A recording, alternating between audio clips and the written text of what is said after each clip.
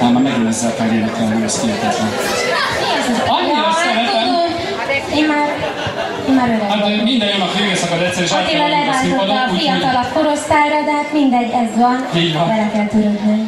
Lecseréltelek. De azért ezt az egy dalt még elénekled benne. Ezt az egyet még utoljára. Igen, és ezzel a dallal búcsúzunk. És nagyon-nagyon szépen köszönjük a tapsokat, a sikításokat, a fütyüléseket. Lehet egy ilyen utolsó hangpróbát? Még egy igazi ovációt? Ahogy így meghajol, így most köszönjük! Köszönjük szépen, Erzán!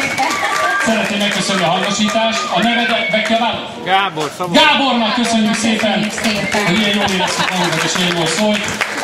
A következő dal pedig, vagyis hát ami búcsúdalunk, az Amigos para Siempre, amit Andrew Lloyd Webber írt az ő feleségének, az akkori feleségének, Sarah Brightmannek és egyik kedvenc terroristájának, José Carrerasnak.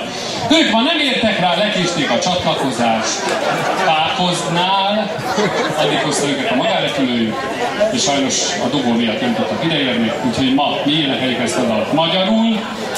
Barátok, amíg élünk, ez a magyar fordítás az Amigos para Siempre lesznek, és nagyon szépen köszönjük, hogy itt lehettünk, és további nagyon-nagyon jó szórakozást, egész bírást hajnalig. Következik tehát az Amigos para Siempre!